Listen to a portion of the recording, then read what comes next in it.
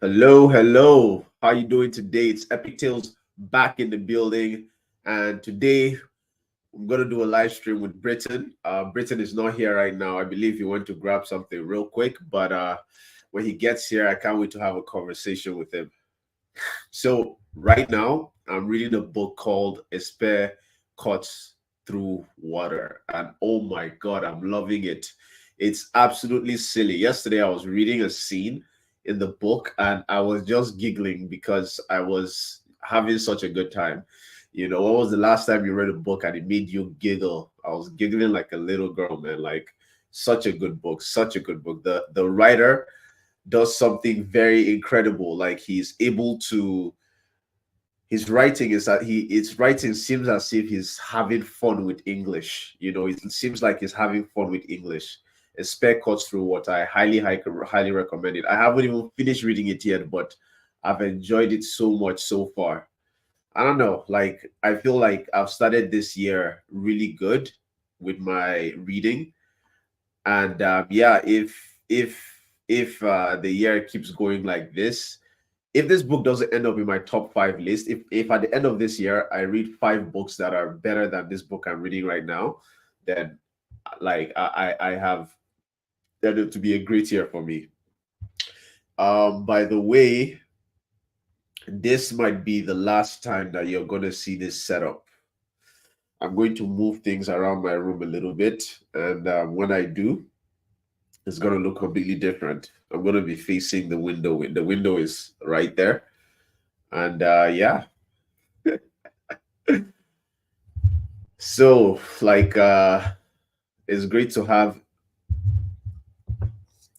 everyone here watching this. Yeah, like, I want this to be interactive, and I also want the people who come to watch me to know that I'm going to be here as many Saturdays as I can. I want to make it something consistent. I know that on my channel, I don't release videos as consistently as I like, but you guys have seen my videos. I put a lot of effort into it. I'm doing a lot of video editing. So, like this live stream, I want to use it as a chance to really, really connect with my community. I have people on my Discord who have been following me from the start and always watch my videos. And sometimes I feel like because of the space between when I release videos and when I release content in general, I feel like there's kind of a little bit of a disconnect. But it's 2020 and I want to do better. So this year I want to do a lot more community interaction, um, which would include doing read-alongs, which would include yeah, doing read-alongs and making content that people in my community, either on Discord or YouTube community, want to watch, want to actually watch. So yeah. So we're just waiting for Britain right now. But yeah, like how has 2024 been so far when it comes to reading, when it comes to writing, when it comes to storytelling, books that you're basically reading right now? For me, so far so good. So far so good. Um, Between this week and next week, I want to read The Drowned Kingdom. I'm going to be on another live stream with PL Stewart, and we're going to be talking about The Drowned Kingdom, book one and book two. I read it last year. I read Drowned Kingdom 2 years ago, and I read the book two last year, I believe. But just as a refresher, I'd like to read it again. And The Drowned Kingdom is a book that I like. I really like. I'm going to do a book review about it later, so I'll share a lot of my thoughts there. But it's a book that I find interesting because of what PL does with the main character. So the main character is not a good person. He's a racist, and he has very very imperialistic thinking, like just based off the kingdom that he grew up in as a prince and all of that. But it's how P.L. Stewart makes a racist feel very human. I like a racist character, and the character in the Drowned Kingdom, and says something about how P.L. Stewart does what he does because he makes an effort to make every character in his book feel human and relatable.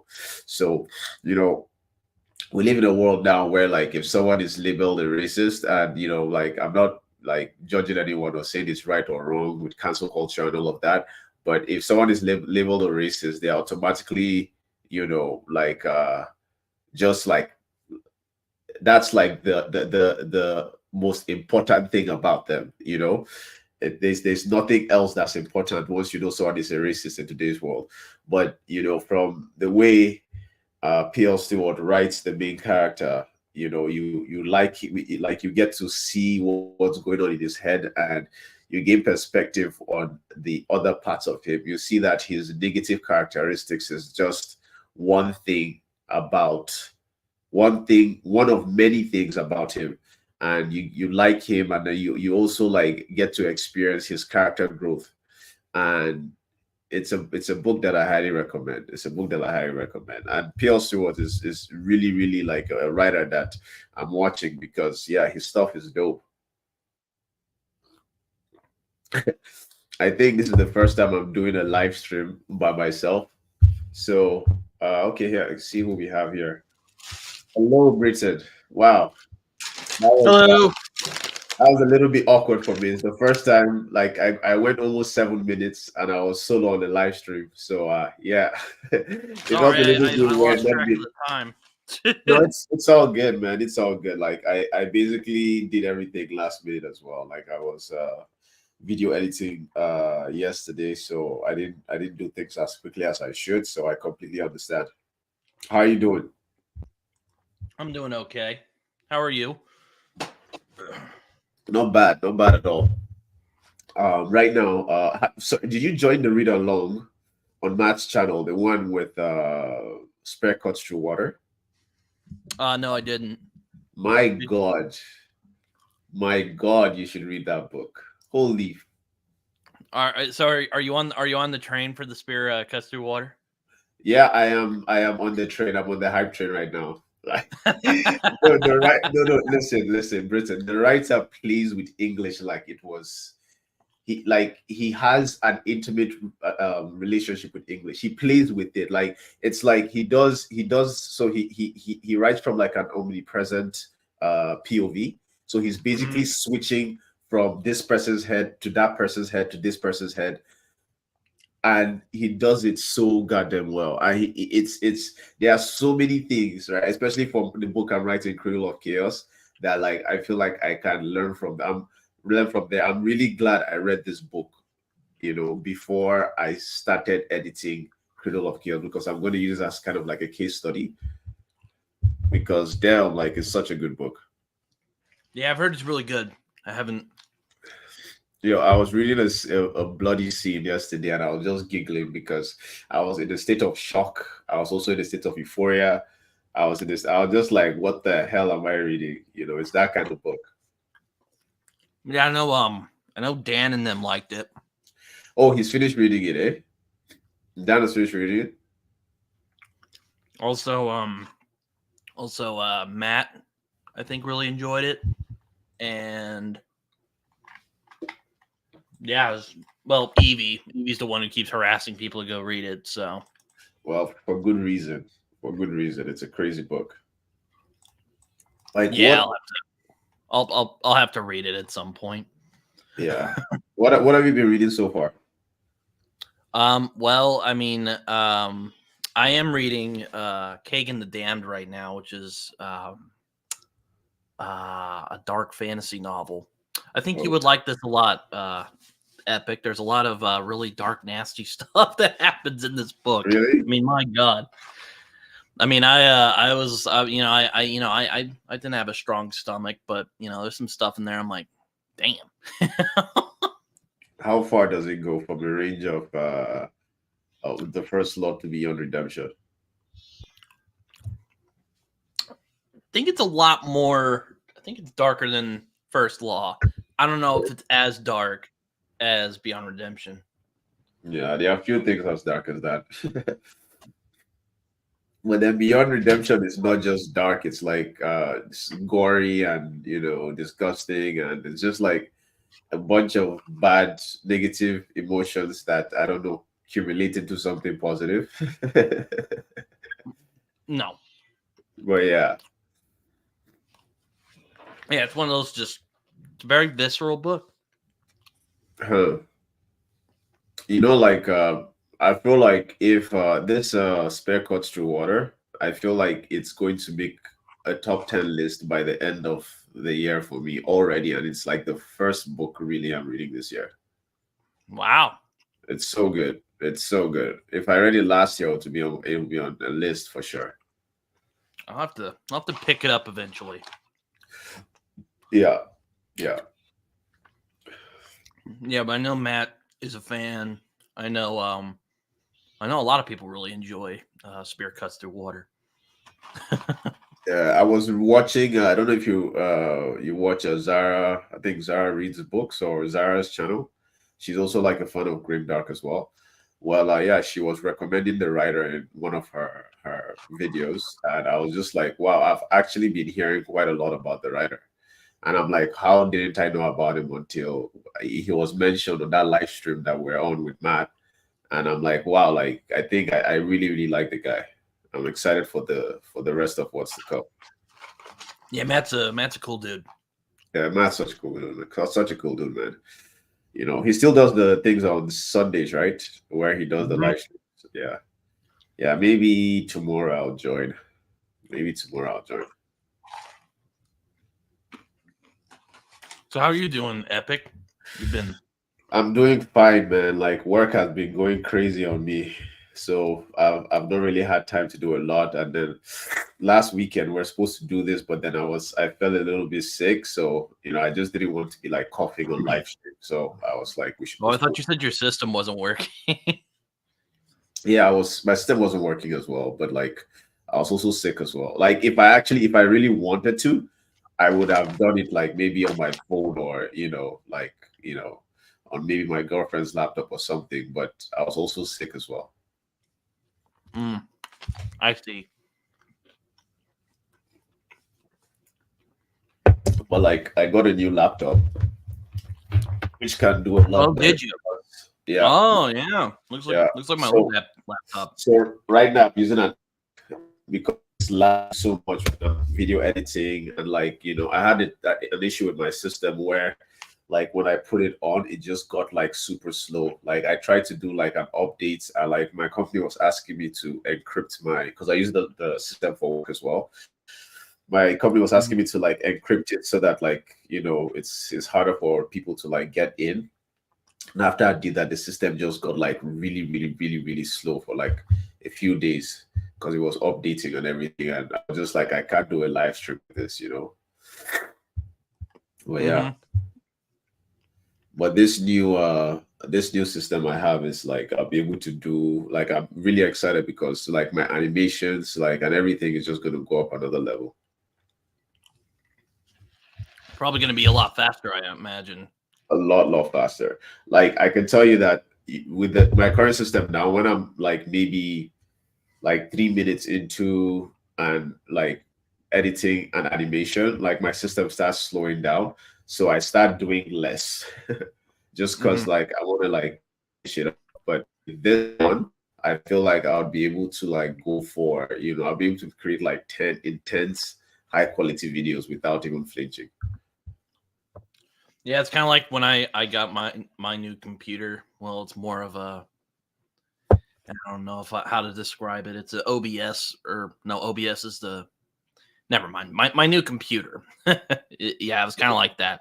Everything became a lot faster. Like I downloaded my videos a lot faster because back in the day back when I first started editing my videos, like it would take like a couple hours.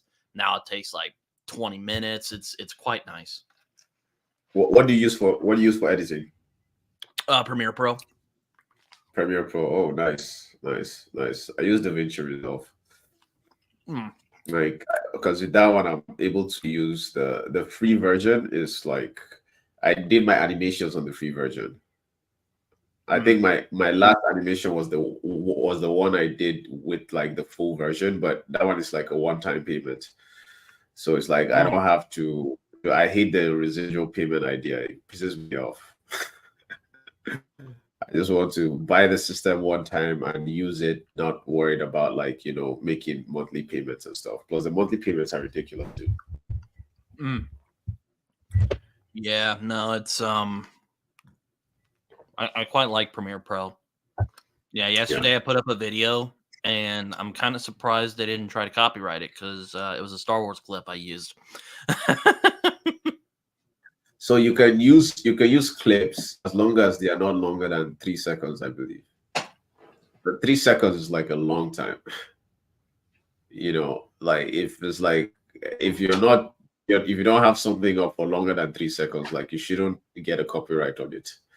Except like Yeah, maybe it's a song, like if it's like a video clip, like you should be fine. yeah, clip I Maybe not used was like maybe like a couple seconds. wow. It's And it's Emperor's like Palpatine. from the original like TV, from the original like video from Star Wars, not like a trailer or Yeah, something. original movie. Mm-hmm. Damn. Okay. Because I was talking about my most disappointing books of 2023.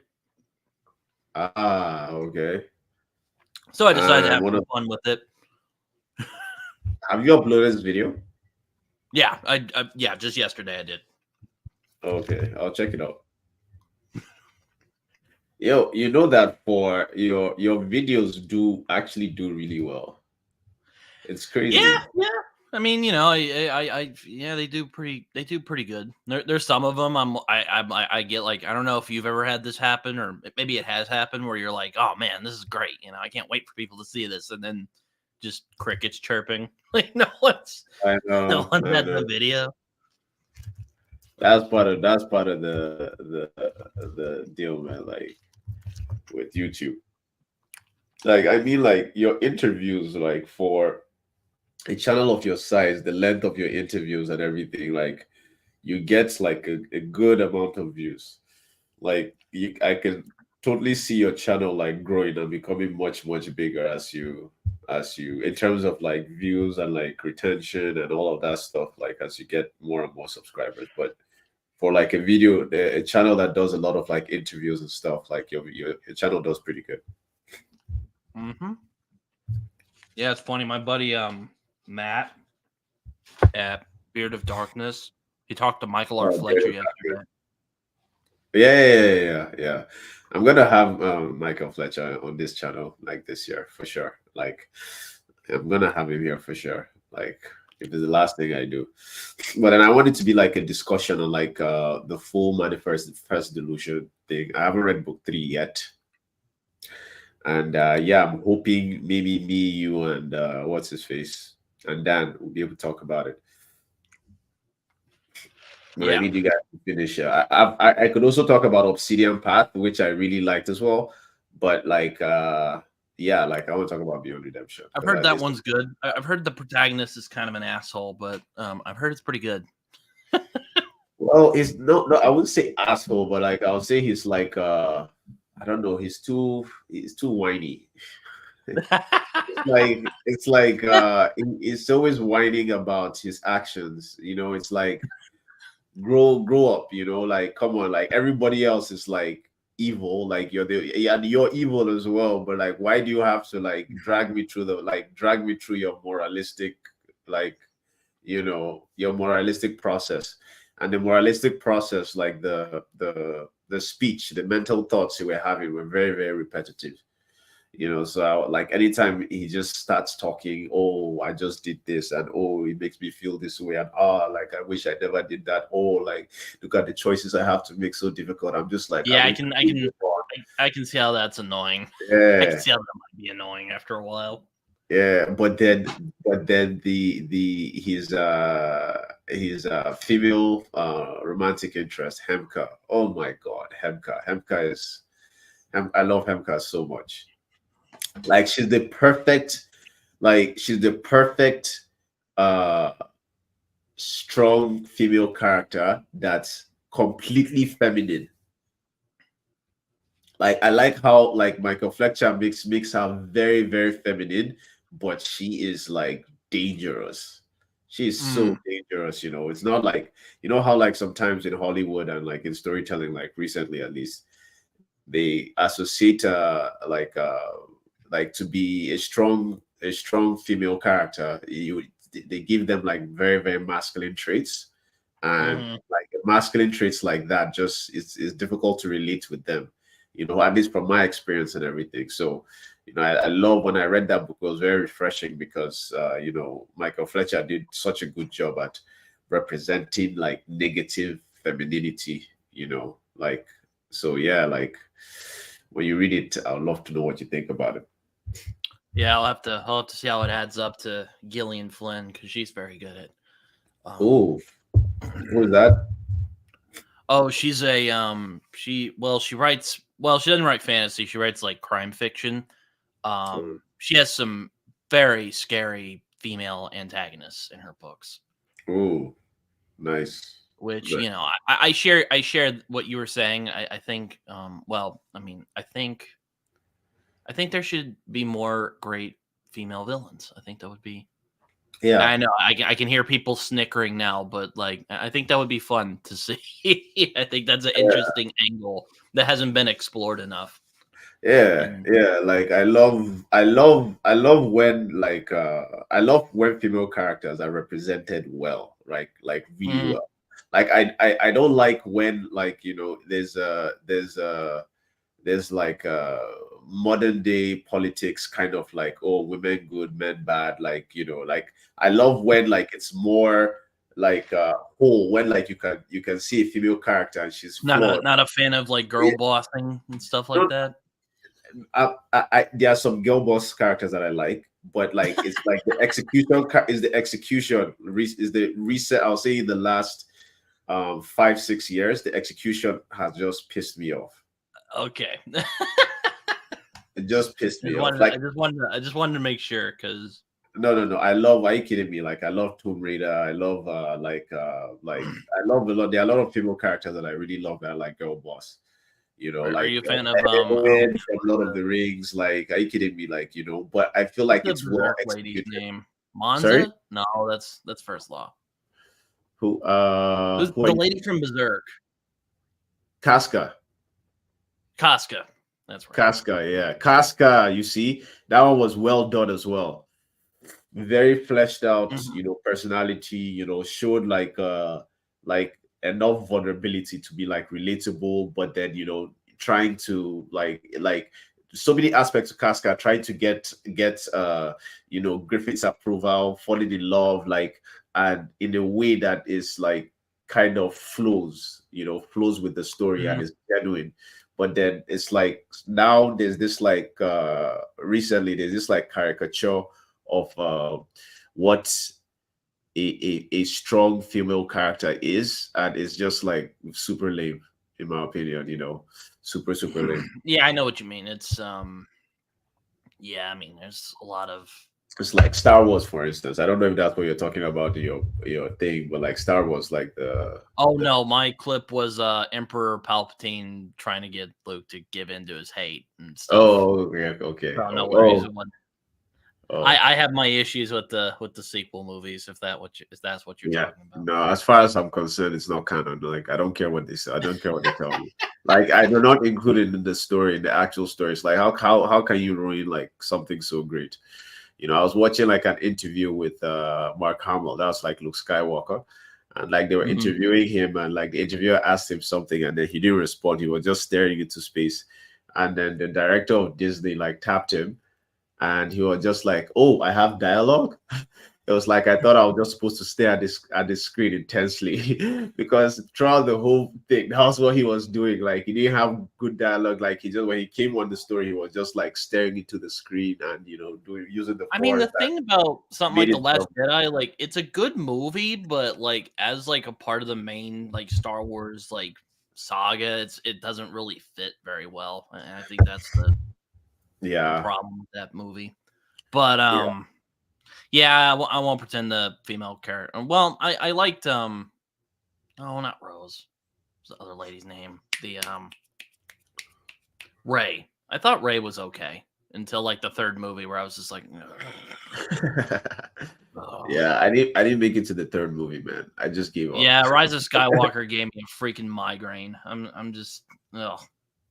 ugh ugh. What was like your most disappointing book? Like spoiling, like talking about the video you made. Well, I had four, but the one that really disappointed me the most, at least, was from hilariously the guy who wrote my favorite book of 2022. Ooh. So it's Embassy Town by China Mieville. And though to be fair, I don't know if I was in the right headspace when I was reading that book because I was kind of going through a slump at the time. But yeah, I wasn't too fond of the experience. Do you have like a book when you're like going through a slump, you reread and like it just like gets you excited about reading again? Yeah, that's funny. I actually I reread No Country for Old No Men last country year. for but that's a heavy book though. Yeah, no, Dense it's not a one. fun, like I hardly call it a comfort read, but I knew I'm like, it's an easy read, or well, easy as McCarthy will be easy, Yeah. and it should be fine, and it was all right. Took me a Yeah. minute to. Then I read yeah, no, I read a lot of good books though last year. It was really tough making that top 10 books because there were a lot of really good stuff. Yeah, I can imagine. I can imagine. Um Beyond Redemption was on the honorable mentions. So again, there were just a lot of really good books last year that I Yeah. read. Yeah. Like last year I read a lot for an average person, but not up to my usual standards. But yeah, like this year I want to do a lot more reading and I want to do a lot more videos as well. Like right now I'm still like trudging through my video of the Judge Holden character analysis. I really feel people love that one, but you know how YouTube is. You don't know how people are going to react. But yeah, Well, I'll like that was definitely watch it. intense. Yeah, like what's his face? AJP's analysis, man. I always like on point. Yeah, But I had him on my podcast if you remember. yeah, Um yeah, like God, 6 months ago, maybe. yeah. It's been like a blur since I started booktube again. I've got all these like guests to talk to. It's been like a blur. I still watch it just to like, and that was back when I had my old mic, and it can be kind of hard to hear me. But I really enjoyed that episode a lot. He's an interesting dude, and he also made me laugh a few times. Like I No, no, was yeah. He's he's every bringing up these books I never even heard of before, no, and no, I'm like, no. Like I what? have never mentioned a book to AJP that I've read that he hasn't read and doesn't have like a super strong opinion about it. Like he'll talk about like the Marquis de Sade, and then he'll bring up like Wheel of Time, and I'm like, what? Yeah, yeah. He's one of the heaviest like reader of books. Like it's very talking to him is like I don't know, your it's like talking to an encyclopedia when it comes to like literature. Don't like his if you listen to him talk about like history of literature, like just like the evolution of like writing and literature, like since the 1940s. Like my guy, he can write like, and it's like you bring something obscure like that and he will talk about it like he's just like throwing up information at you. Such a Yeah, smart I guy. mean he's yeah, no, and I actually watched a short that you did on your channel of you and him talking. I don't know what it's called, but he was talking about Malazan, Oh yeah, and he yeah, was like, yeah, "Why does no one talk about Malazan having dinosaurs?" And I'm like, yeah, "Now, why don't people bring that up?" And I texted my yeah. friend who's always trying to get me to read. I'm like, "Why the hell didn't you bring this up?" And he's like, "You get spoilery." And I'm like, "I don't care. I want to know about these like." You tell me dinosaurs, I might read it. Yeah, it was. I love that video so much because, like, usually when people talk about Malas and talk about it like, oh, the prose and the world building and ooh, that character, like talk about it like it's some, some Shakespearean, you know, masterpiece. My guy said, no, no, no, I don't care about the themes. I don't care about the tone and the themes. Like it has uh demon dinosaurs that have claws for fingers, and I was just like, oh shit, like this is something I Yeah, he like loves much better. dinosaurs, man. Yeah, He was ranting about that on our podcast, and yeah, he's talking yeah. about Matthew Stover, and I'm like, wait a minute, he wrote that Revenge of the Sith novelization. I actually like that. Like, I don't think he's a hack, but okay, whatever. Different strokes. Like No, he has very, very he would strong probably opinion. and he would probably like give a dissertation on why I'm wrong, but Like for real. So have you read this book, Three Body Problem? I have not, but I've heard of it. I've heard about it. I've heard a lot about it, and So I'll have to it looks like a light read. I mean, like it's like this is what around 400 pages, and like the text is not it's I was gonna say it doesn't look that. It looked kind of thick, but it didn't look too bad. Like no, it's not like I can probably finish this in like 2 days, 3 days maybe. But like yeah, this is one book that people recommended for me. They've been hyping this book for me now for a while, and I'm like I promised myself I was going to read it. And then when I brought it up to AJP was just like he hated it. Like he started giving me like philosophical reasons why the ideas in the book suck. And I was just like, dude, don't paint don't paint the book for me before I read it. But yeah, that's happened to me before, where like I read a really good review and it just tainted the book for me. It just ruined it. I'm like, man, yeah, I hate when that happens. like But at the same time, when I make my book reviews and I do my animation, I'm always trying not to reveal too much. But then, like, for people to enjoy the animation, they need to know enough to be like engaged, right? But then at the same time, I'm trying not to reveal too much because I don't want to spoil it. So I feel like there's straight up some booktubers I don't watch because they just like they say something that you know reveals too much about like in their non-spoiler reviews, and I'm just like, no, no, thank you, you know. But yeah, it's a balance I'm trying to thing. And the what made me really find this book very interesting is that like I know they say sci-fi, right? It's usually more about ideas than characters and anything else. But definitely can be. the ideas in this book were used like in the like it is used in like some philosophical and like classes in like universities in the US. Yeah, no, I mean science fiction definitely can be, though I do think there's some great character-driven sci-fi out there. That Yeah. I actually started a show on my channel called The State of Science Fiction, where I talk about, well, you can probably imagine, where I talk with fellow sci-fi fans about where the genre is going, because yeah, there's some concerns I have about science fiction as a genre that I want to talk about with other people and see their perspective on it. And, Like what? oh, I mean, one of my I brought it up in my. If you want to watch State of Science Fiction 1 video, I kind of bring it up, but I know I just crank them out like it's nobody's business. But I'm kind of nervous that sci-fi is starting to lose its identity a little bit, because it's kind of starting to, because like some of the series, like a lot, and to be fair, like a lot of it's marketing. I'll be honest, it's not really the genre. It's more the marketing I have an issue with. Huh. Because like they're it's kind of like becoming just another version of fantasy, which is not a problem. I love fantasy. I mean, I got a shitload of fantasy around here, around this room, in my house. But yeah, I don't know. It's might be too navel gazy, but it Yeah, like I can imagine like so when I realized that I was going to like write a book and everything, I was like, okay, this could take some time. And I think I mentioned this before. I went into understanding how marketing works because Mhm.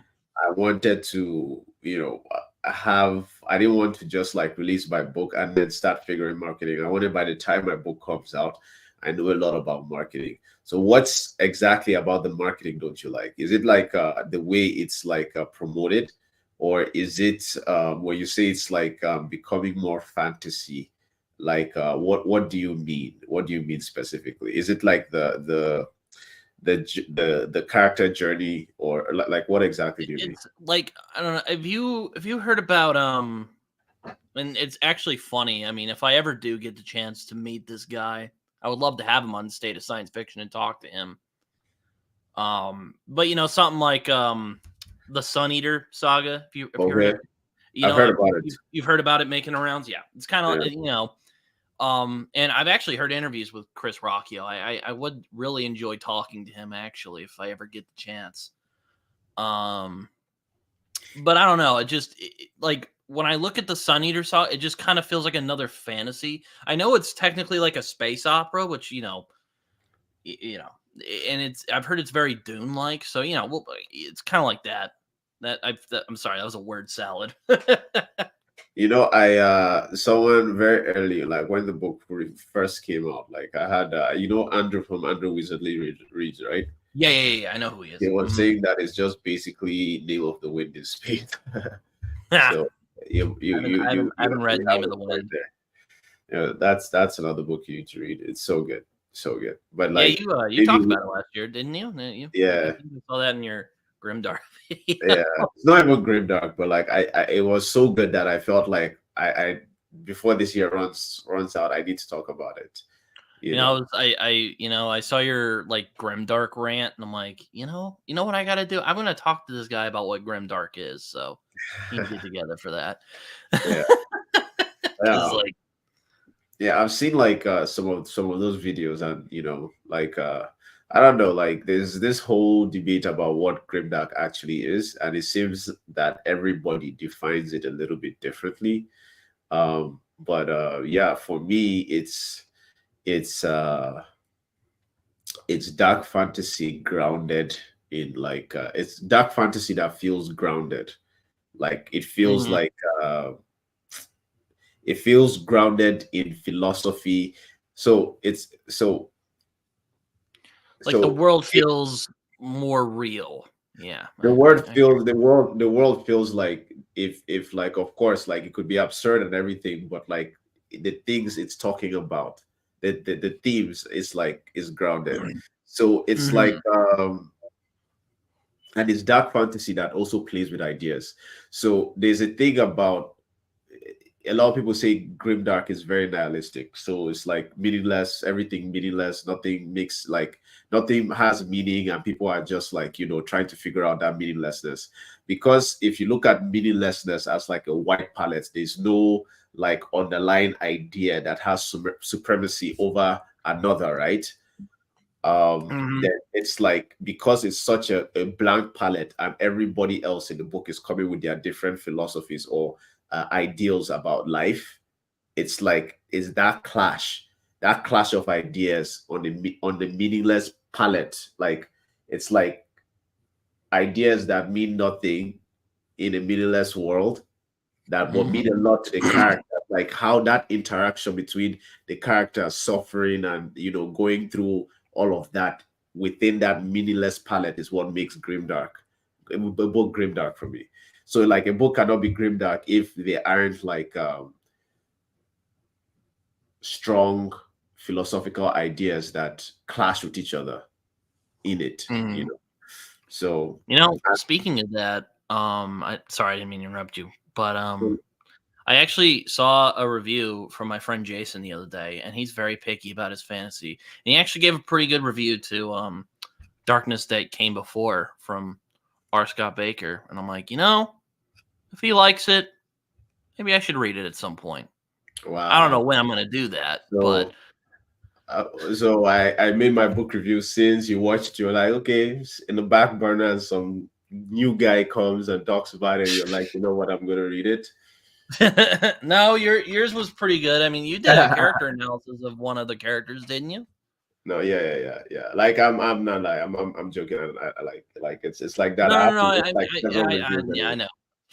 Yeah, but like damn, like the Doctors That Comes Before is such a good book. It's such a good book because it always like it like the main character Kellos.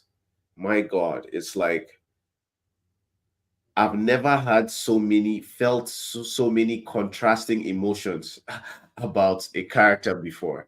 Do I like him? Do I hate him? Is he right? Is he wrong? Like it's never like your mind is never settled, especially when you're going through Kelos's POV because um it's just he's just like he's awesome, he's scary, he's like there's just like so many levels to what he does.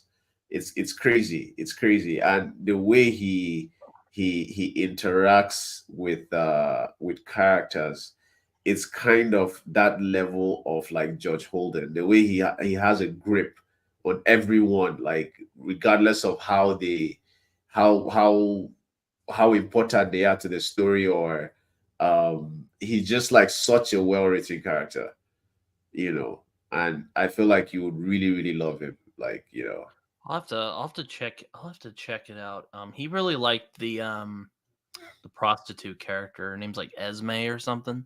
yeah, Esme is good. Esme is a good character. Esme is a good character, but yeah, like you know, but at the end of the book three, she wasn't my favorite person. But like, but not because her character was anything wrong with her character, but just some decisions she made. But yeah, Yeah, it's I a good. mean, yeah, I hear you.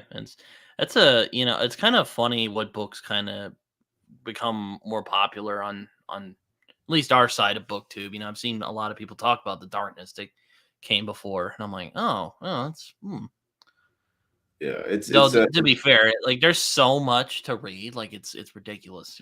Like I'm when I look at my TBR, when I start listing books that like I have to read, I actually start feeling a little bit depressed because I know even as it is right now, there are books keep getting added, and I feel so bad. I probably won't be able to read everything before I die. oh Like oh even if I read like 40 books a year, why? Because I'll probably add more than 40 books to my TBR before the year is over. So it's I'll have like to- it's crazy. It's crazy. yeah, you talked. Oh yeah, there it is. Yeah. Guts. So wait. Keller's character analysis. Oh yeah, I see it. Yeah. Yeah, that video. So I think the video is around 5 minutes, right? So the people Um, that like yeah, search just a the little over people that 5 minutes. like watch my video from search, so not my audience. So they search something about the darkness that comes before, and they watch it. They watch it for over 4 minutes. That's Do, do, crazy. do you spoil anything in this? No, I don't spoil anything in it. Okay. But like it's like, but I feel like maybe maybe you should read the book first. Maybe you Fair should read enough. the book first because we he doesn't really delve particularly into anything specific that Kellos does. But I feel like if you're reading the book, it's better to have your own like original interpretation of Kellos because I feel like that's the joy. Like when I was video editing the thing and I was going through like AJP's analysis, like it painted like it kind of like filled in the gaps of some things I had questions I had about Kellis. And I want you to like have an original idea of like who he is, but it's a really good video, like you know, in Yeah, I terms had of a engagement and everything. yeah, I remember not long before I had my podcast with AGP, I had a pretty interesting conversation with him about Blood Meridian. So yeah, Yeah, yeah. that was Yo, before I did my episode on Blood Meridian with another friend of mine because that book's just. I've heard that R. Scott Baker really likes Blood Meridian a lot. of course. No, I like Blood Meridian influenced. It's one of the books that influenced him to write uh, like the Darkness That Comes Before the Prince of Nothing. Yeah, I'll have You know, to. Yeah, I'll have to pick that up eventually. It's I can't find it in any of my local bookstores, yeah, unfortunately. it's pretty difficult to find. It's pretty difficult to find. I mean, I would think it should be on Amazon, isn't it? Well, yes, but like, let me see. There was a time I was trying to get it, and it was like I was trying to buy it for. Uh, I actually said I was going to buy it for someone, but by the time I was motivated to do it, like it was sold out. Let me see. The darkness that comes before. No, this is the audiobook. It's not the audiobook of. Uh, wow, look at it. It's $95 on Amazon. What the hell? Holy shit! Is it on Kindle? Like what On the hell? Kindle, at least. My God. Yeah. Okay. No, the paperback is $22. Okay. No, But the book jeez. itself, like, and this is someone is selling a used copy. This is like the kind of hype around the book that pisses me off. $95.86. What the hell?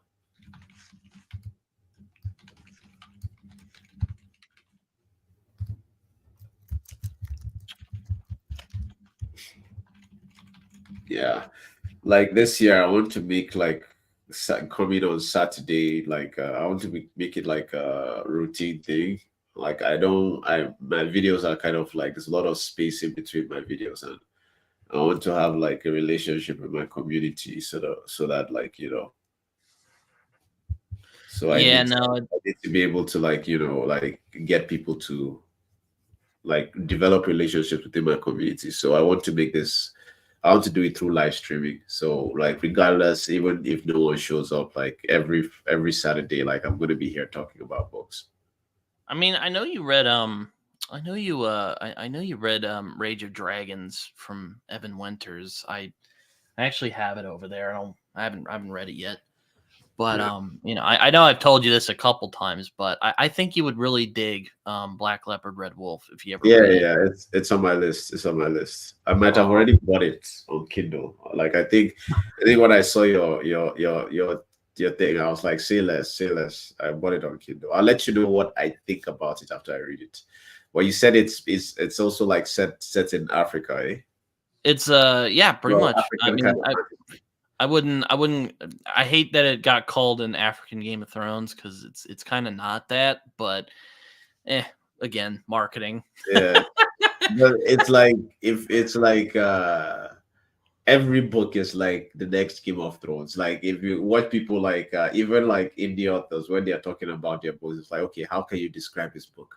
And they'll say something like I don't know, Teletubbies meets Game of Thrones. Like it's like something plus Game of Thrones. Everything is like, and I'm just like, no, Game of Thrones is a different kind of beast, man. It's a I masterpiece. can't. Like Now I'm imagining a Teletubby Game of Thrones. That's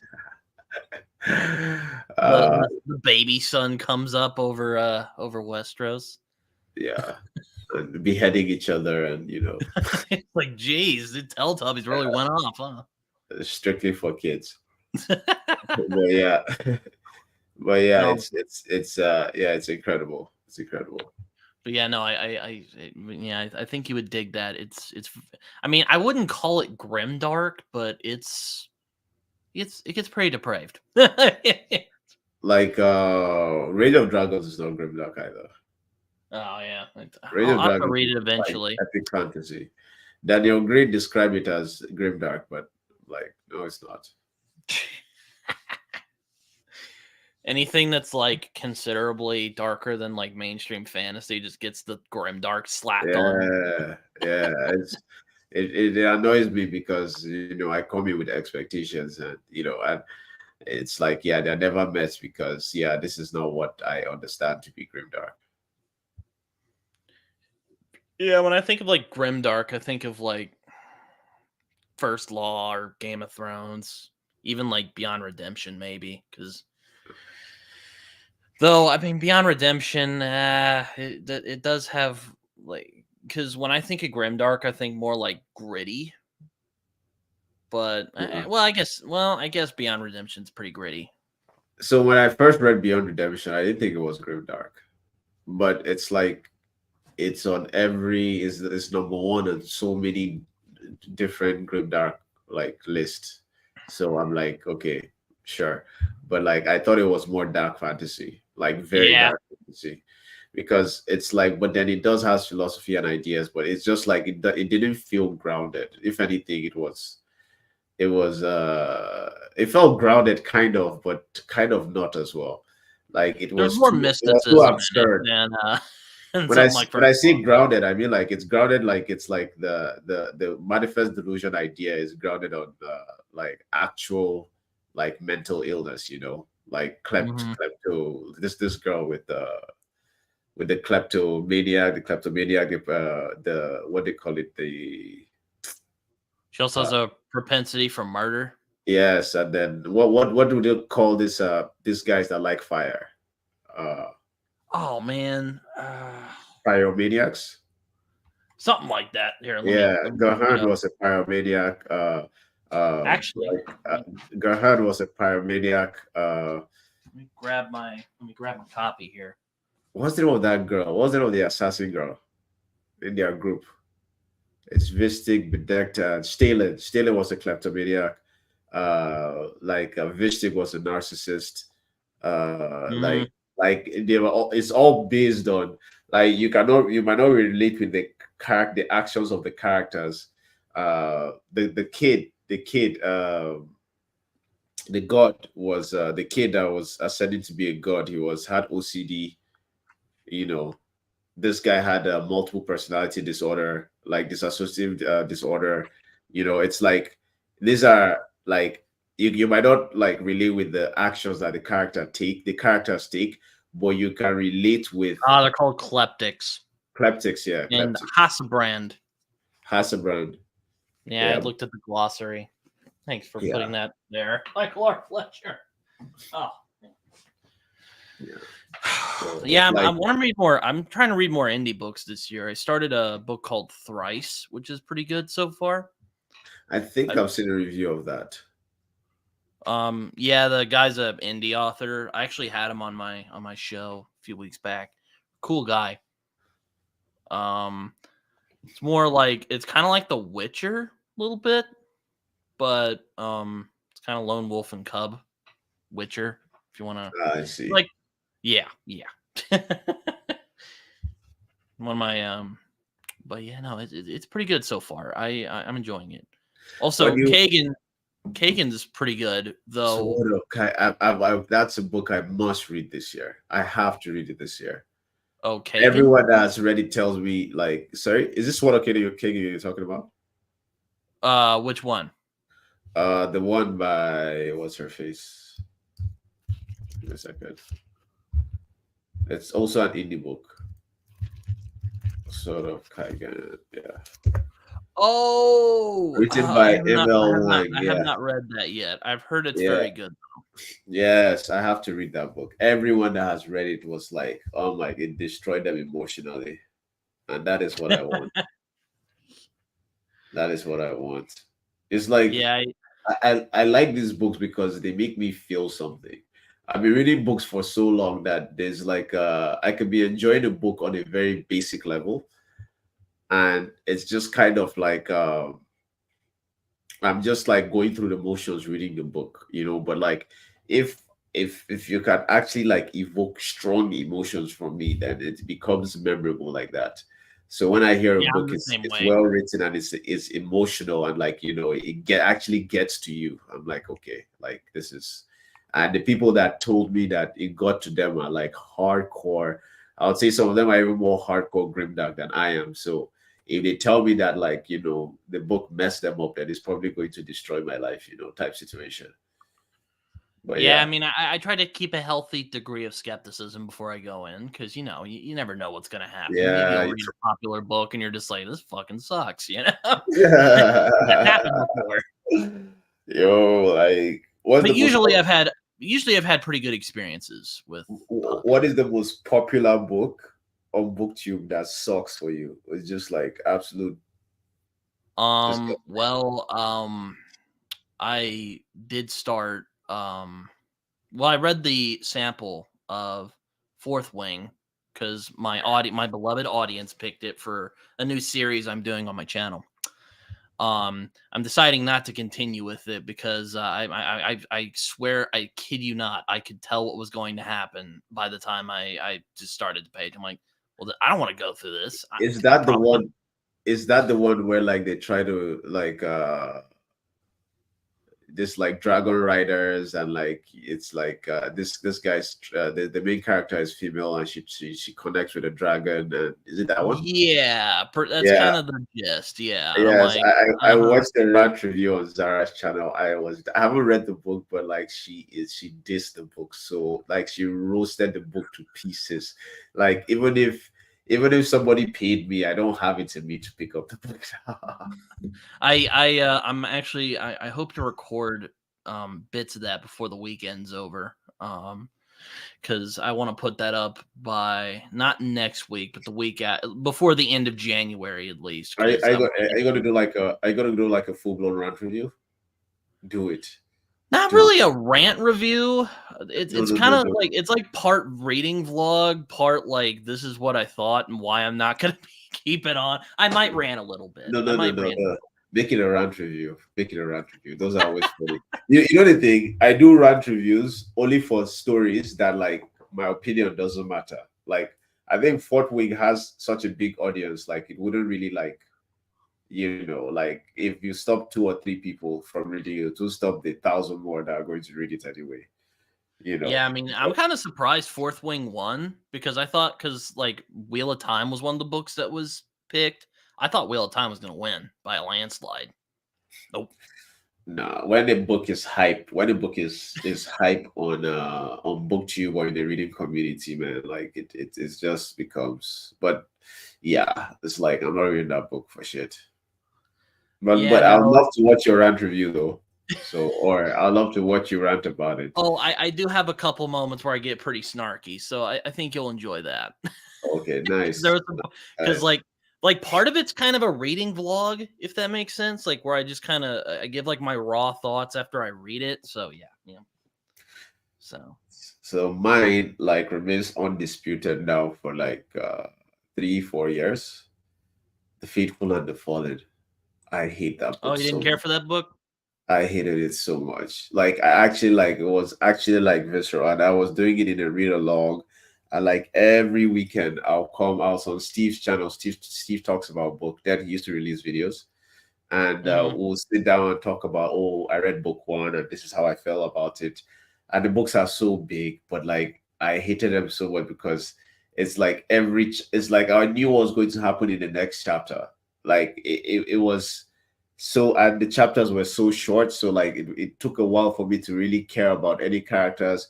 And by the time I started like, okay, well, this character is not too bad, like the plot was just so goddamn predictable. Like I knew, I was like, okay, there's no way this character is going to die, and of course they didn't die. I mean, like And with Fork Wing, it's kind of like it's like the writing kind of changes. It's really weird. Like the first chapter, like the writing was very pedestrian, and then like I get to the second chapter and there's more like descriptive language. I'm like, what the hell is this? Like, and there wasn't that's why I made it a thing where I'm like, if I am not feeling it, if I don't want to read, I'm not gonna go further. I'm probably gonna feel bad about myself, but I'm gonna do it. I'm sticking with it. so that is probably the healthy way to go about it. For me, it's like Because I don't hate as myself that much. Oh my god. for me, if I'm reading a book, so it's like I talked about this, the 11th cycle. That was a book I was hating so much until I reached a certain Yeah, point, I was and kind of surprised you listed then that it as your favorite switched. book. 'Cause, like you meant, because you were all like, man, it sounded like you didn't like it when you were No, describing it. but you see, that's the feeling. That's the way it makes you feel, though. That's the way it makes you feel. Like I actually, you mentioned to me that this booktuber said he didn't like it. What was his name? He said his name. I forget, the one that has the One Piece channel as well. Uh, there was like a popular booktuber you mentioned to me that said he didn't like it. But anyway, he said it was a disappointment. I get it. I completely understand it. It was I was not I was hating it like for a very long time. But when there was a switch that happened in the book, and it wasn't like a thing of writing, it just felt like the first part of it was just a very, very super long setup. And like you could tell that it was also his first time writing a story, a book. But when this switch happens, the book becomes so good. Like, and there's a fight, there's a battle at the end that It's is an just, interesting sell for a book. And I usually yeah. don't It's just have like those it's turnarounds. I realized that would discourage a lot of people from reading because just like I don't want to read like 50 chapters before I'm like, okay, this book is actually good. I get it. I 100% get it, but I do personally I do not regret reading the 11th cycle. Like halfway I hated it for a long time, but like by the end of the book I was like, okay, I need to know when book 2 is coming out. You Have you heard know, about that book, Gunmetal Gods? Gunmetal Gods. I need to read that as well. Hey, Bardo Yeah, Books is really. here. Thank you for showing up. Yeah, God Metal Gods. I think Barton Books was also someone that liked 11 Cycle, Oh and yeah, he did. No, I saw yeah, he did a video about. I like how concise Uzman is because he gets because right like to my it. videos are a little more rambly, even though I write bullet points. Like his are like very like to the T. At Yeah, least it seems to me. He'll probably be like, I'm just making it up, but but yeah. But like, no. yeah, I like. We seem to have very similar taste in books. Like, when I watch his, like, it's like if I ever need validation, sometimes you read a book and some people don't always like it. Uh, yeah. So his Kickstarter raised, I think, around 80,000. I think the last time I checked. Damn, Like, that's good. and this One of was it was funny because I was just thinking about like the discussion I was having with Amanda the other time about indie authors. His oh yeah, yeah. Kickstarter raised about $80,000. Oh my gosh, that episode was oh man, that was something. That was something. It was something. I couldn't get a word in. Like, it was the comment section. Like, well, Amanda, like, she held up herself very well. My mom actually watched that live stream and she was like, she likes Amanda because Amanda was standing up for herself and defend like. Because my mom didn't Yeah, understand any of the context. I try not to bring up Zach Argyle anymore. She's trying to move past that part of Yeah, him. no. Well, like between me and her, we agreed we're not bringing that. We're not bringing his name up anymore. Yeah, But yeah, no, yeah, and to be honest, I don't know if I do want to talk to Bookborn though at some point. I'm trying to get her on my show, but Bookborn, yeah, like her channel. but that's one that's kind of complicated because like she's like bigger than me. That sounds really that came out wrong, but No, I get like I completely get what you mean, but she's like I probably a don't lot busier than I am. Like know, I but have a lot of free time, and like if you've people invite me yes. to their channel, I'll probably come on. But Didn't you have like didn't you have the fantasy nut job on your channel? I've had him a couple times. I had him to talk about Perdido Street Station, and I talked to him on my podcast before I got OBS, and the audio doesn't sound that great, but it is what it is.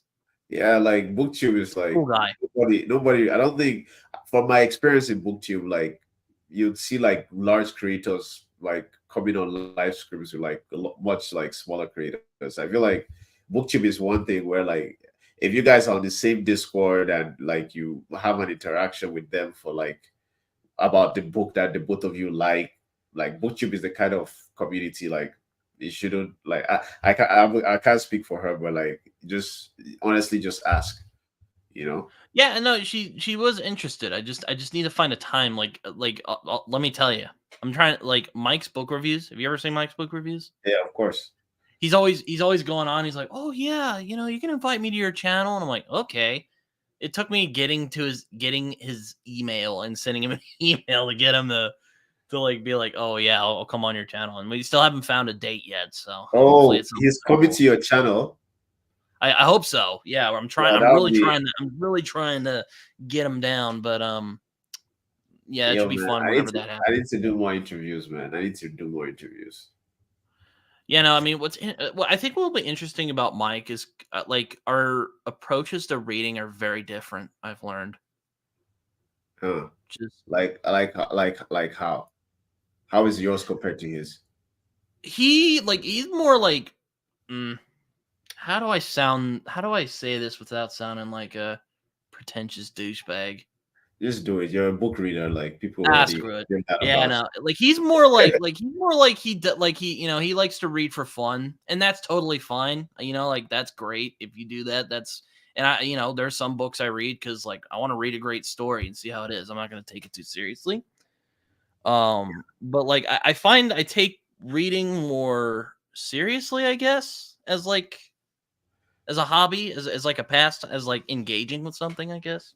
So Uh, I think when I talk to him, that'll be an interesting conversation. so for me, it's like I do both, right? Like so, if I'm going to Oh pick up yeah, if I'm going to pick up Malazan or I'm going to pick up like the darkness that comes before, I'm like, okay, this is serious. Like I'm about to get into something serious, and of course, it's also fun. But then there's an aspect of this is a book I need to read because it's so like acclaimed and like it's like but sometimes and this is what comes back to what I was asking you the other time about like when you have a slump, right? Like, is there a book, a fun book you read? I'll just pick up Will White, pick up The Traveler's Gate, pick up Cradle.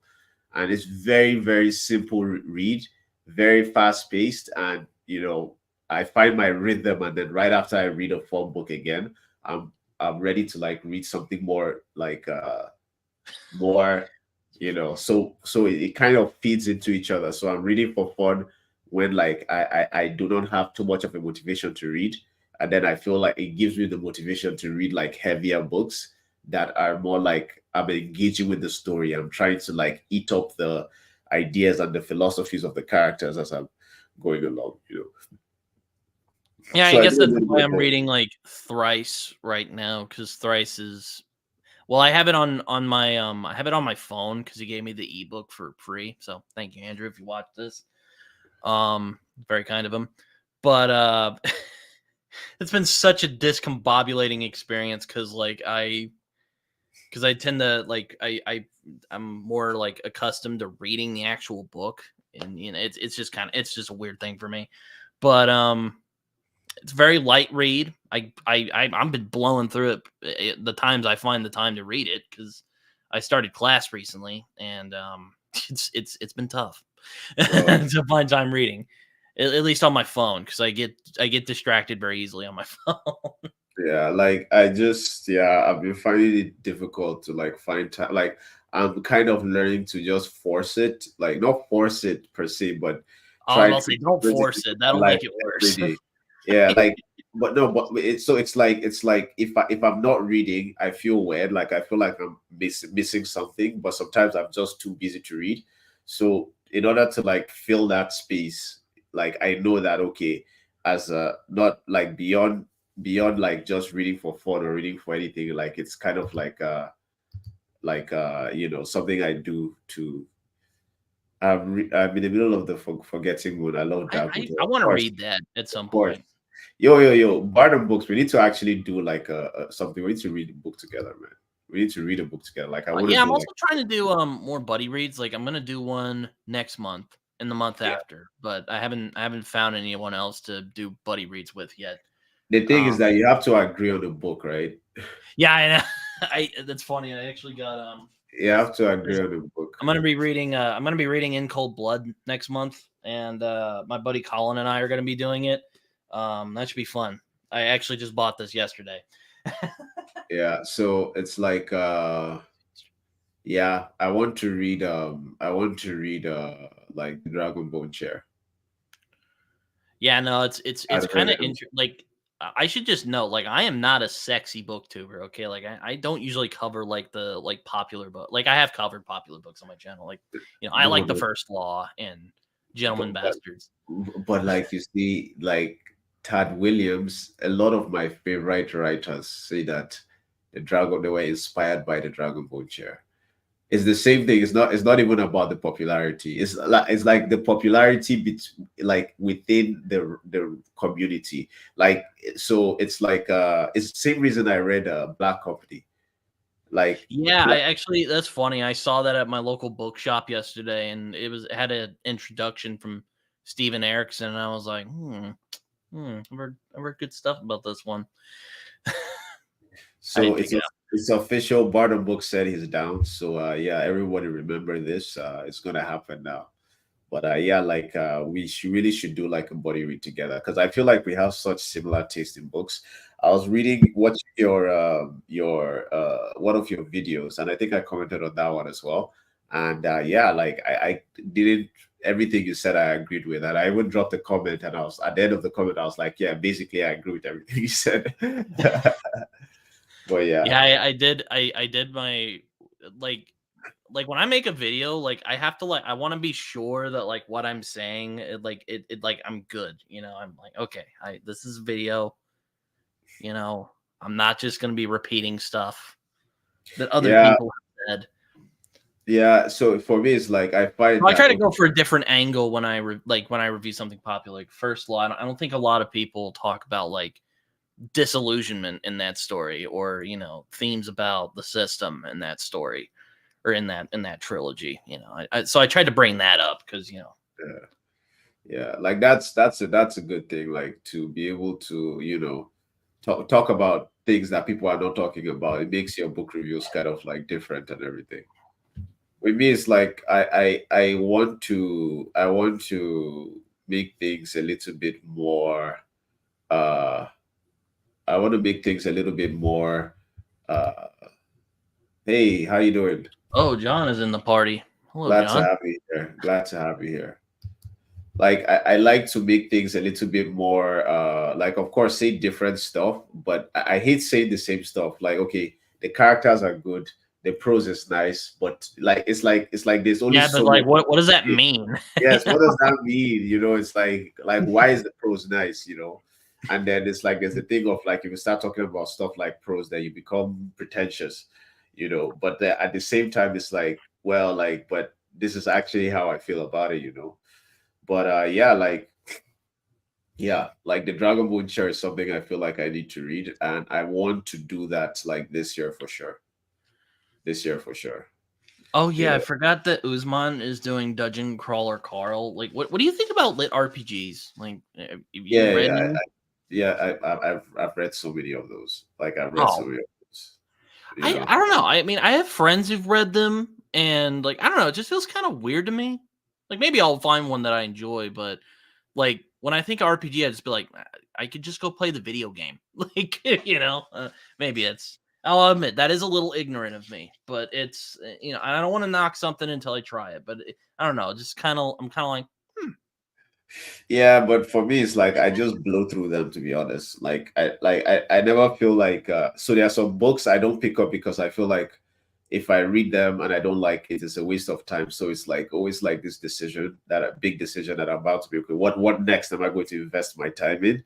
But with lead up RPG, I can blow through them very fast. And if at some point lit, I have no problem DNFing lit RPG because a lot of the time they are not like the best. They're not like my favorite things. So it's like I can restart and drop three late RPGs in one day, and then maybe the fourth would be the good one. But like when I find a good one that I like, I have a good time. But Mm-hmm. yeah, like sorry, were you going to say something? Oh no, I was just thinking like I was just oh like his mom's just like, yeah, pretty much.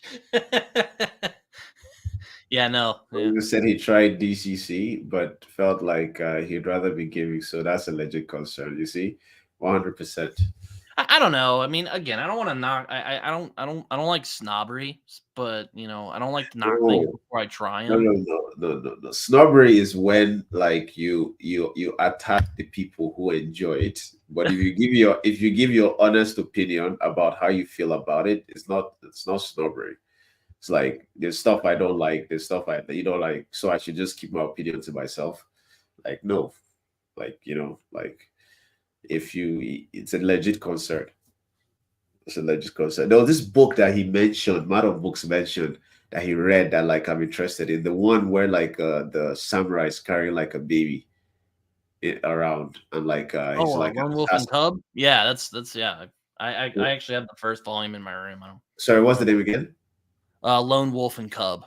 Lone Wolf and Cub. Yes, that is one I want to try. I feel like I would love. Yeah, it's like I love stuff like that. Lone Samurai, the last one in his clan, and he's like, and then you give him a soft side.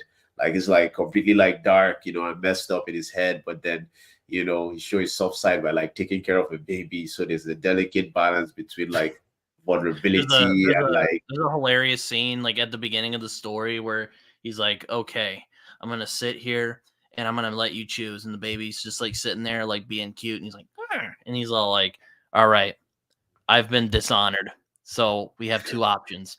One, I can just kill you and kill myself and just be done with it right now, or you can pick the sword and we'll go out and be assassins. And the baby crawls towards the knife. that is just badass. It's That hilarious. I'm is like, just dude, hard. Oh my god. I don't know if oh, we have someone else here, but that's just hilarious to Hello. me. Yeah, no, it's good. It's very episodic Mm, from because I only read like a kind of old first volume of it. Like again, it's very episodic. It's so don't expect like a big epic story going on. So yeah, it's very yeah, good. yeah. So would you say it's like have you read Eric of Melnibody? Could you repeat that? Eric of Melnibody. Oh yeah. So is it Yeah, kind of like that? Like a little is it bit. like Yeah, it's not as weird. but you So do you get like a continuous flow of story? Or is it like just random episodes? a lot of them are just random episodes. So Ah, yeah. I see. But like Um. book one is book one, where Yeah. like okay. No. It's kind of funny. Beyond Redemption made me think a lot of not just Elric, but like Moorcock in general, because it's Uh, very weird and it's very dark. Uh, yeah, Moorcock seems to be like the progenitor of like Grimdark. And that's funny. I asked Michael or Fletcher if like Moorcock was any inspiration to him, and he's like, oh yeah, very much so. So Yeah, like yeah. so it's like books like that, right? Books that influenced books that I like to Hmm. read. So if I like so for instance, I know that I started reading like Eric of Melnebody because I heard that so many Grimdark like you can originated from there. A lot of like the themes and the ideas of in Grimdark originated from there. And then I enjoyed book one of Malazan. I need to keep reading those books, but like it's just like so difficult. The classics are the classics, and then like Tad Williams and Dragon Ball Chair, so many writers that I love, like I was like, oh, like I was inspired after I read Dragon Ball Chair, it inspired me to write this book. And then for Malazan, what I read was Black Company, which was what inspired Malazan. And so many books that Game of Thrones has inspired everything. We're just talking about like how every indie author describes their book as a mixture of Game of Thrones and something, so it's just like Yeah. I was wondering if John was still here because I saw he was covering a book recently, and I really love the cover. It's like this black samurai lady, and I'm like, oh, that looks really cool. I might want to pick that up. I don't know if John's still here, but what if he can talk about what book it is. what is have you read any of his books? John. Yeah, I did read the I did read the I did read an Amazon sample of his book, The Black Crown. Is Black fine. Crown. Is So John, if you're still here, he said he's here. What like give us a book that you would recommend? Like I don't know if you watch my Sister videos. I Samurai. like That's really it. dark, messed up stuff, but like recommend me a book and I'll add it to my TBR like right away. I'm gonna buy a book this month anyway. Might as well.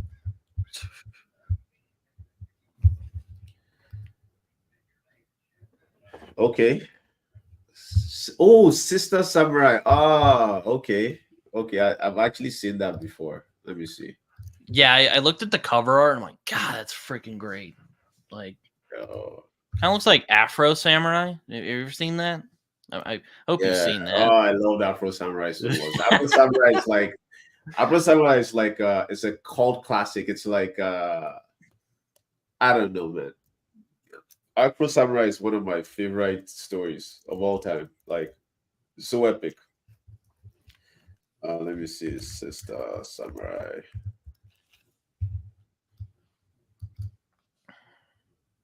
Okay, okay, I also yeah, need to get I'm gonna John on read my it. show at some point. 100%, one hundred No, percent.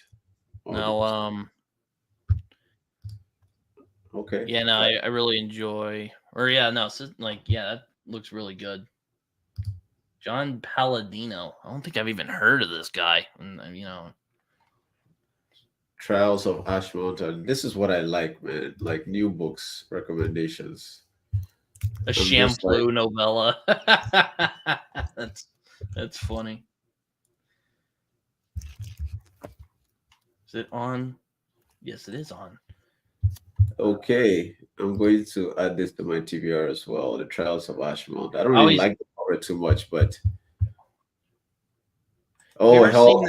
Hellborn King. Yeah, I've seen Hellborn King. Hellborn King.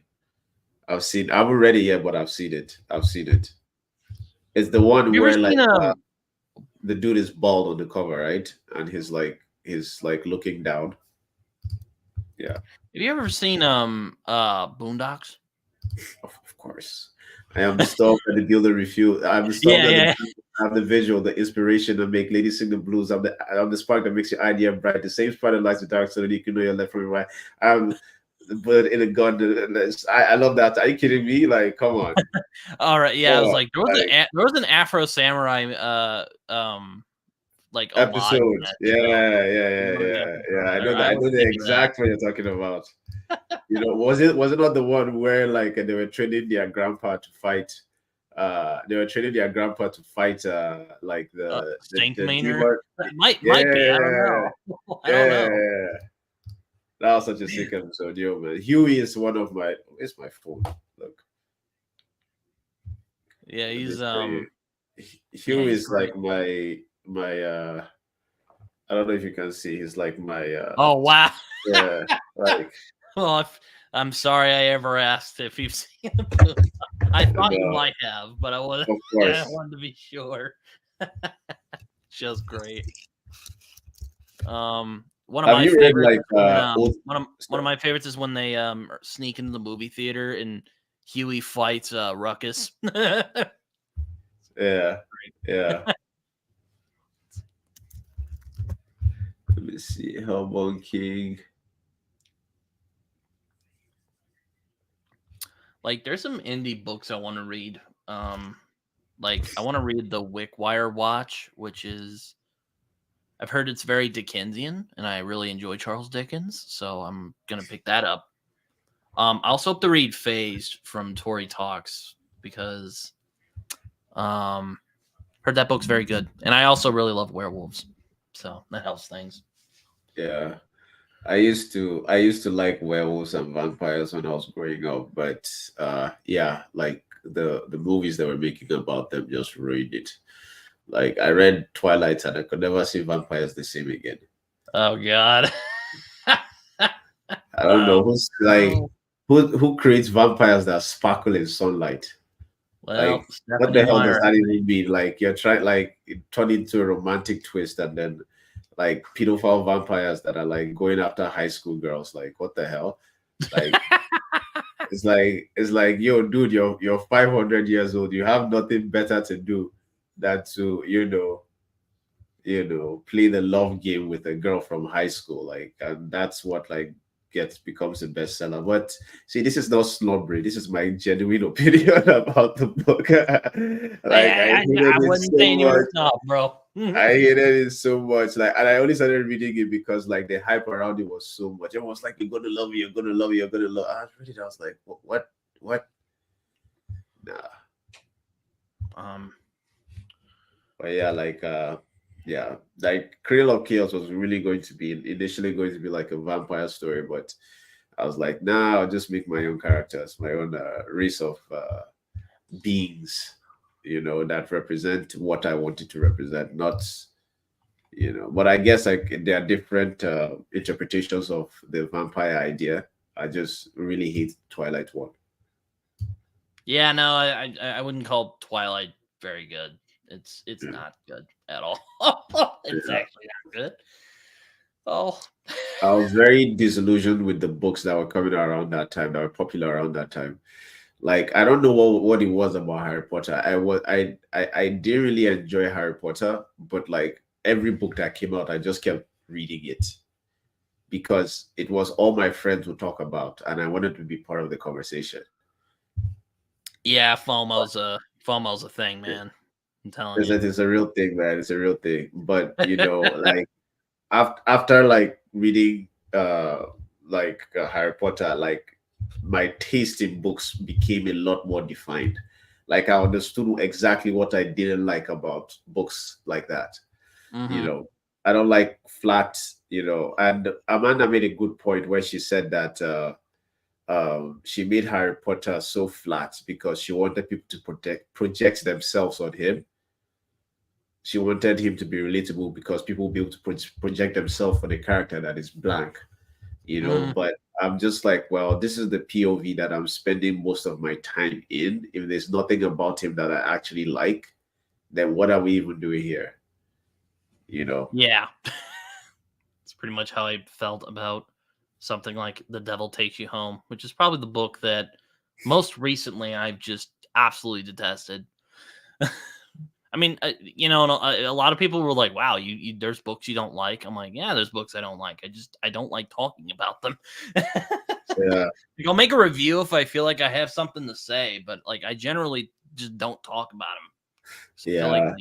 like I mean, I do think it's educational to talk about a bad book, but at the same time, But like, not if it's an indie author though. no, Like I if still it's kind of like if I felt like a book review of mine would actually damage the the sales or like damage the book, you know, then I probably will keep my opinion to myself. Like, you know, because it's like I might not like it, but like somebody else might, type of situation. And I don't want to like, you know, ruin the indie author's chance of making as much money as they can because I understand the struggle as a writer myself. But then at the same time, it's like I don't read every book to review it, you know. If I read a book and then it appeals to me in a certain kind of way, then I will review it. well, yeah, it's yeah, pretty much. Or if I really don't like it and I just need to tell people to just give myself a peace of mind, then I'll do that. Yeah, there are books that you even if you don't like them, you just have to talk about them because like yeah, you just have to. Because just peace of mind and all that. At Yeah, least that's what I yeah, do. I'm just like, God, I yeah, can't. yeah. I have like so many scrapped videos where I'm ranting about a book and then like just like listen to myself rant about it. I get like set. I'm just like, okay, I don't need to release this. Like I've let go of the trauma. I've let go. It's gone now. Be okay. It's be okay. You'll be fine. You know, Yeah. self-soothing. But yeah, Yeah, I generally don't like watching videos of myself unless it's like a conversation because yeah. I don't know. I just I'm really self conscious at times. Though there are people who like my channel and I appreciate them a lot. You know. You know, your channel is dope, man. Your channel is dope, and I feel like something that is going to help your channel over the long run is consistency. You know, Yeah, I know. I I set days I'm gonna upload and I've just been keeping up with it, man. nice, Consistency is bro. key. That's the biggest thing. That's the biggest thing for me. When I first started, like my aim was to make a quality video. Like was to make sure that all my videos were as high quality as possible. And at the time when I made those videos, I thought, man, my videos are the shit. But then after like right now when I look at those videos I cringe so hard. I'm like, what were you thinking, you know? But yeah, like this year one of my aims is to be more consistent for sure. You know, I should note real quick. YouTube must hate me because all my like a lot of my thumbnails are just me looking like a complete dummy. Like, ugh. You don't I really really do. need to figure out how to make You don't thumbnails. really Oh my do, god, bro. I'm tired of YouTube picking it for me. I can show you. I can show you very easy. It's not even that difficult. Like I'll give you some set. Maybe we should hang out a little bit after this live stream. I'll show you. Like take me like, or like 10-15 minutes, and like, bro, it's so simple. All right, I'll take your word for it. It's Yeah. yeah, no, I'm just like, good lord, like a lot of the time when I change things, it's because I can't take the old anymore, and I just I'm like, God, I just need to. Yeah. Yeah, I'm actually going to have a couple of, oh my gosh, next weekend is going to be crazy because Why? on Friday I'm going to be having my 1 year anniversary stream. So basically I'm just going to be hanging out and bullshitting for a couple hours and Yeah. probably inviting some people on. Okay.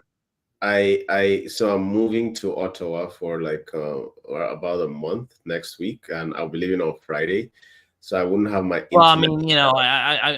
mean, I imagine if you're busy, I might, Yeah. but Mm. Saturday I'm going to be recording a conversation with Philip Chase and Raph Blue Text about if is fantasy literature. So I'm looking forward to that. I have to get up pretty early for that though. So What is your opinion about that? This fantasy literature. well, hold on. Let me and then Sunday is my 50th episode of Britton's Hangout Hours, and I'm Oh, gonna be streaming. nice. So yeah, basically, I'm like, ask me whatever you want. Even ask the uncomfortable questions. Feel free. I'll answer them for you. But do I think fantasy is literature? Yes. I'll spoil it right now. Me too, 100%. I had At least a it debate. can be. Now I know a lot of it is meant to It be more can like, be, exactly. fun. That's the more nuanced answer. Yes, it can be. It's like, I think Game of Thrones is literature. Like, Yeah. I think I think like Malazan American Gods is literature. Yes. So it's like as far as like quality of writing, or like what metric are you using to measure literature? Like Malazan covers it, like Game of Thrones, like the Song of Ice and Fire covers it, like the Darkness That Comes Before covers it, like talking about like Shakespearean tragedies, like like we're talking about like like no, like fantasy Shakespeare wrote can't be fantasy. literature. Sorry. Like Shakespeare wrote fantasy. Like, come on. Yeah, like People, people consider that literature. Like, come on.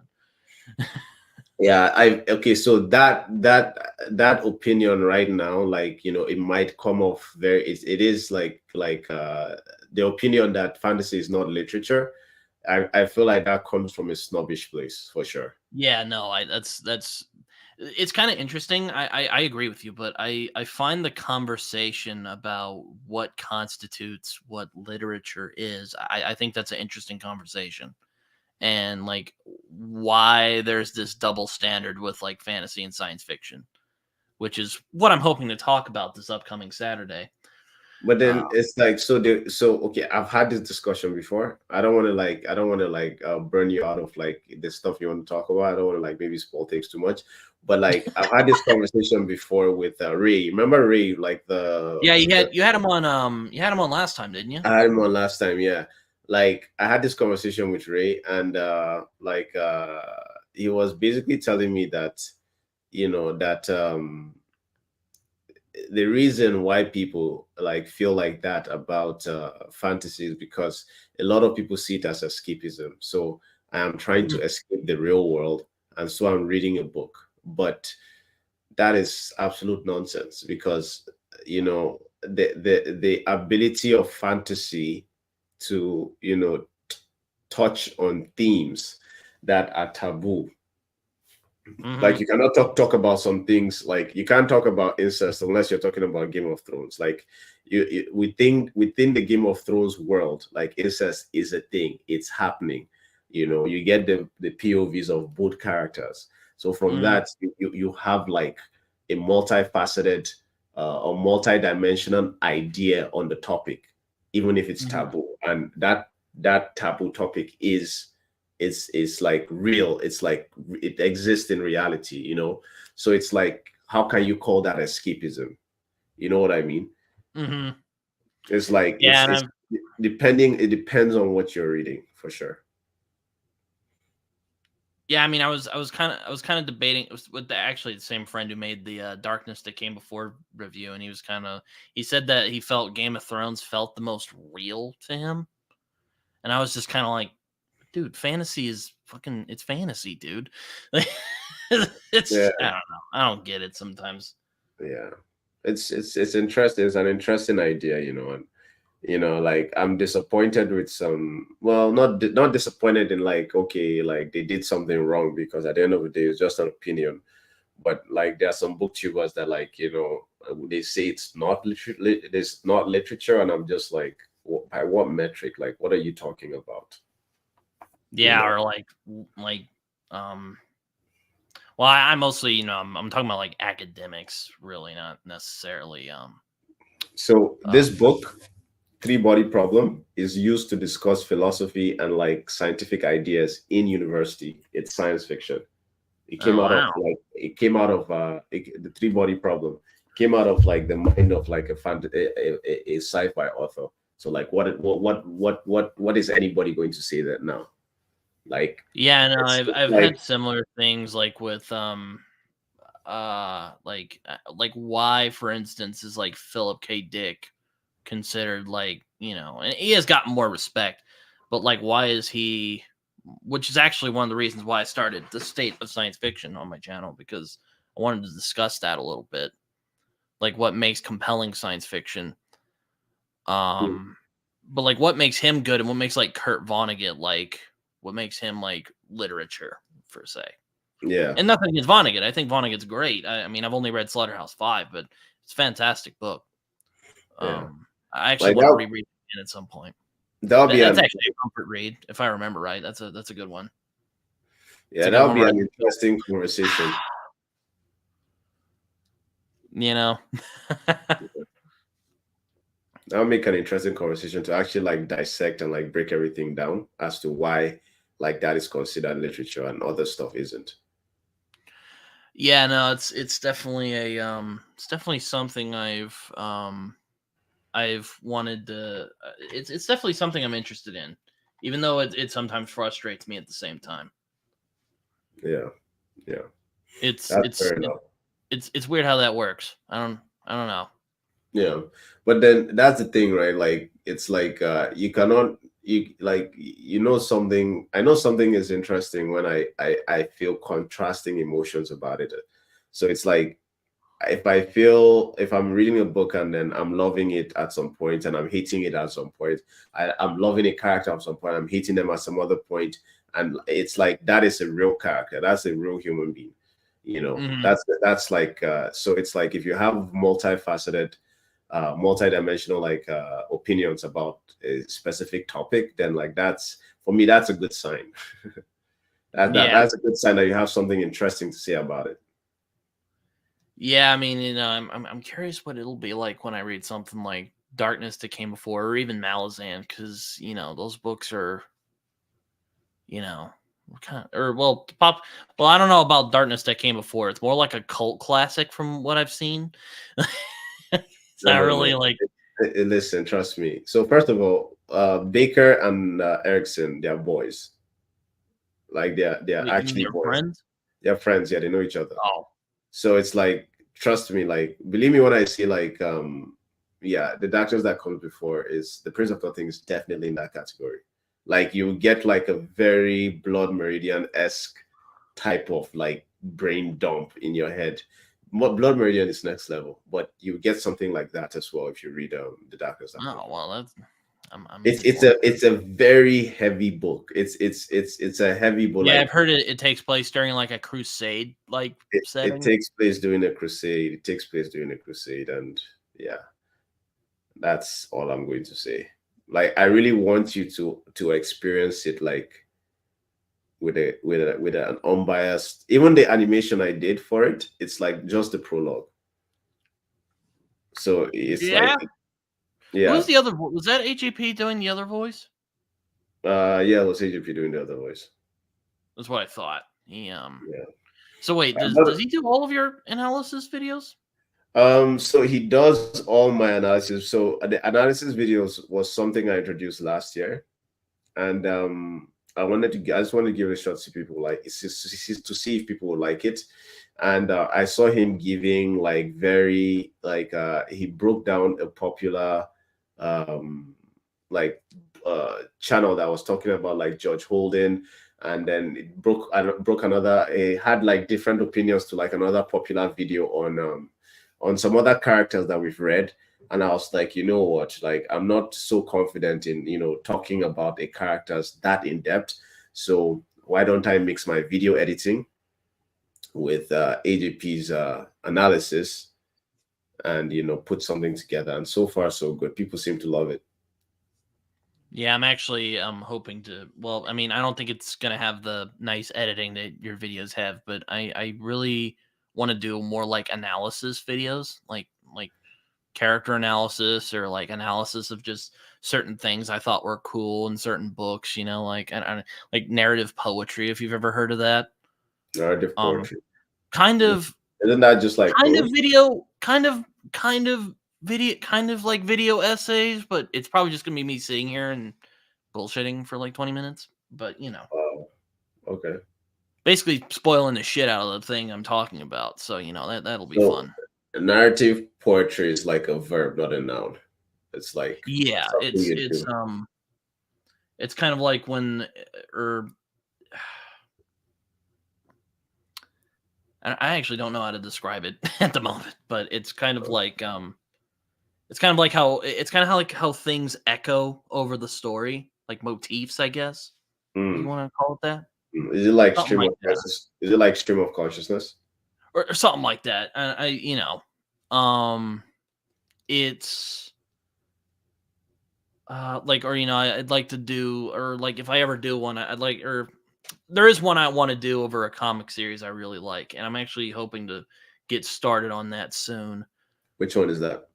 What comic is I'm doing the character of the Will from Saga, and I'm only covering his arc from the first volume to the ninth, so I won't be talking about the recent ones that have come out because it's it? not done yet. Yeah. Yeah, it's gonna. I'm really nervous because I don't know how it's gonna like fare, but I'm also kind of also I don't know if I'm gonna do justice to it, but it Yeah. should be. Well, like a couple of things. First of all, like no matter where you start, you're going to improve. So it's Yeah, like like there's a couple other like I want to do one whatever. like like Logan Nine Fingers at some point or I'd love to see that. I'd love to see that. I would actually love to do like character analysis on the Bloody Nine, yeah like that personality is just or like or just certain things I think are interesting, like how I really like how Joe Abercrombie does like mirror characters throughout the first law that I've noticed. what do you mean mirror Like characters? well, like you know what a foil is? It's kind of like that. Like I kind of it's interesting because like like Locked and Giselle, I view them as like mirrors to each other. It's like they're almost the same person, just at different points in their life. Sorry, who are Giselle? Giselle and Glocta. Hmm. Okay. Okay. Just okay. Mm. Okay. Yeah. So Giselle is mm, but like, mm, mm, I see what you're saying. It's like that role of being the guy. I would And like to. I would like to do something like that at some point. Like, because I don't just want to do character. I do want to do character analysis, but not just like again, kind of like a video essay, I guess. Because I like video essays. I just don't think I'd have like the cool visuals. oh, okay. Well, like that's Unless I stole them from like Twitter or like YouTube, and I'd probably get flagged. yeah. Oh That sounds like something I would watch. That sounds like something I'll watch. So yeah, we've no. been. Sorry, you were saying something? Oh, I was just gonna say, yeah, I was gonna do either Logan Nine Fingers or Glocta at some point. We'll see. Yeah, We'll see. that would be dope. I'm looking forward to it. So we've been live now for an hour and 44 minutes.